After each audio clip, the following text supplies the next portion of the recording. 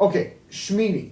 This week's reading, Shemini, is a continuation of the previous week's reading, Tzav, where we learned about the tabernacle 7-day inaugural ceremony. This week's reading opens on the 8th day when God's presence descends upon the tabernacle. On that day, Aaron's sons, Nadav and Avihu, die while offering an uncalled for incense sacrifice. The portion concludes with a discussion about the laws of kosher and ritual purity. Shemini means 8th. So, for example, the very famous verse that tells us to circumcise says, Uvayoim hashmini yemel b'sar lose, and on the 8th day you shall circumcise the flesh. So, Shemini, very simply, means 8th. The layout of this parsha, especially since it picks up where last week's parsha leaves off, seems a little odd. In essence, we finish last week's parsha with an unconcluded narrative. There are 7 days of inauguration or practice, as it were, apprenticeship, some translate it as. And then those 7 days are to lead into the 8th day, which really is the beginning of the functioning of the tabernacle in its full glory. And so if you've started that narrative in last week's Torah portion, it's a little odd that you don't conclude it in last week's Torah portion. You end that Torah portion, and then for a week we have to wait, as it were, until we get to next Shabbat, namely this coming Shabbat, and then we pick up all of a sudden on the 8th day. But that really is certainly not a mistake. It is very much appropriate and on purpose, because as much as the 8th day seems to be the continuation of the narrative after the initial 7 days, there is a fundamental distinction between the number 7 and the number 8.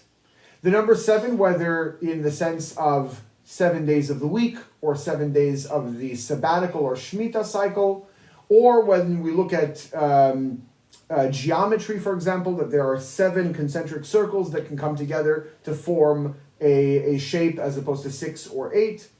The number 7 bespeaks order and nature.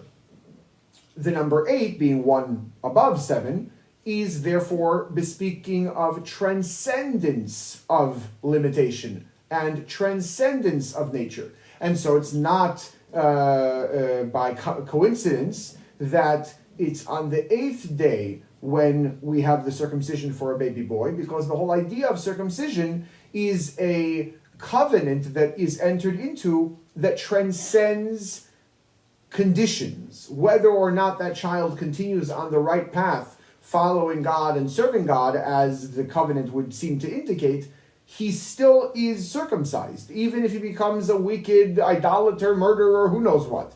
And that's because the basis of that covenant is transcendent of those kinds of limitations. And whenever we see the number 8, whether it's in the context of the offerings, an animal cannot be younger than 8 days old before being able to be offered. In any context, when we see the number 8, whether it's Hanukkah, it's always about transcendence in whatever particular context. That is the case in this scenario as well. The 7 days, of course, are going to be the first step of the practical happenings in the tabernacle. And then, of course, after those 7 days, we're going to have the 8th day. But they are actually not one narrative, even though, obviously, chronologically, they're one continuous spectrum. The 8th day is fundamentally different than the first 7 days. Namely, the first 7 days are practice, and inasmuch as there are the same actions done, performed in the tabernacle, they actually have no spiritual effect, not nearly in the same way, or even qualitatively not in the same way, as what occurred on the 8th day. And therefore, this parsha picks up with the 8th day because it's actually something that's brand new.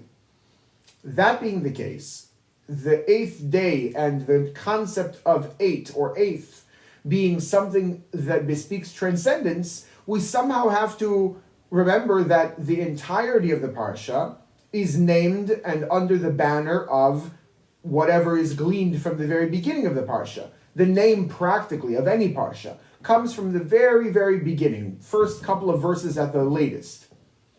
But nevertheless, it's the name of the entire Torah portion, and every major component of the entire unit that is the Torah portion has to somehow fit under that general description, under that general banner.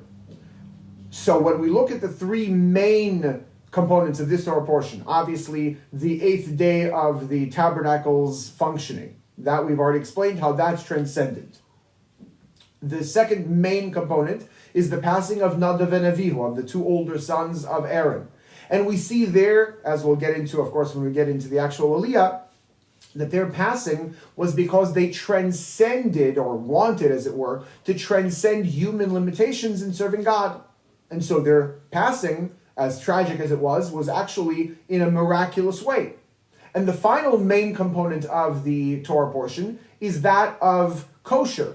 And when we take a look at the general categorization of all of the commandments, whether a particular commandment falls under statutes or testimonials or judgments, kosher, many commandments by the way, not just one, kosher is a category of commandments, that entire category about don't eat pork and don't eat that, meat and dairy, etc., all of that falls under the category of statutes, things that we do not understand, things that God did not explain, and so we're left with doing them pretty much because God said so, and that's it. Again, transcendent of reason.